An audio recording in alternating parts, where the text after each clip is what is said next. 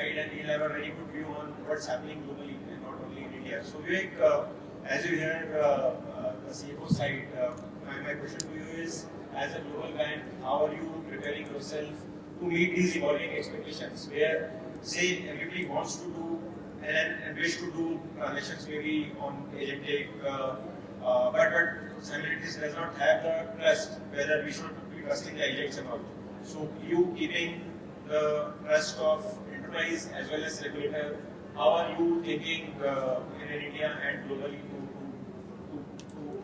adopt to this evolving? So globally starting looking like Rahul mentioned in our organization also, the official view is that it's not on hype, it's not a bubble now, so much so that we now also have a chief AI officer globally. And under his aegis, there are about 600 odd active AI programs working globally. So as you might know, we have our own in-house technology centers based in China, India, and so on and so forth. Upwards of about 25,000 coders already use AI assistance for coding as a way of life. So most of our systems and development life cycles have already started showing results there in terms of lead time, improved quality, and so on and so forth.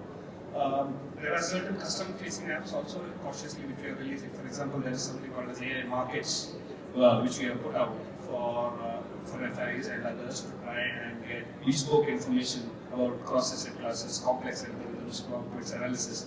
So this is out there, very natural language enabled things. We are also, in partnership with a couple of companies called Mysa AI and Microsoft in certain geographies, creating training centers, say for example, for SMEs on how they can adopt to AI into their work life, help them with the basics of it, micro automation, and so on and so forth. The Mysa AI is also a very, very interesting partnership that we have globally in place.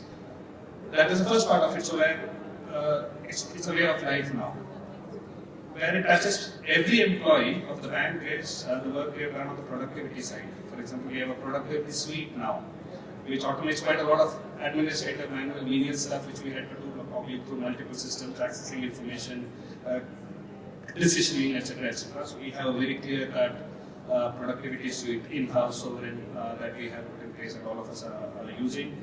We have certain use cases. For example, we have something on FEMA, for instance, complex, right? So all the regulations, all the past precedents, use cases, guardrails, all of those are available as a repository which can be accessible in a natural language manner to sales professionals. So that when you're having a conversation with a client, you can have a very engaged conversation with them. Now this is on how AI is being adopted.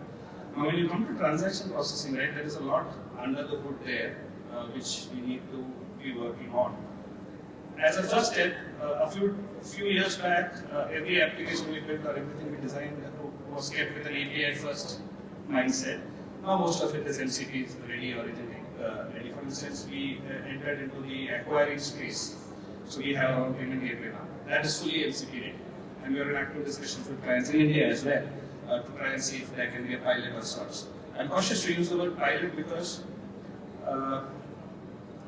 non-repudiation is a very, very important asset here, right? We need to solve for that.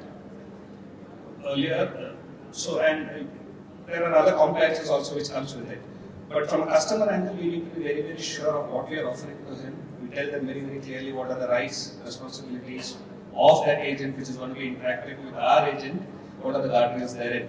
So we take a lot of cross learnings from, say, the commercial card space, where you have virtual cards, which is a very limited window, limited transaction card.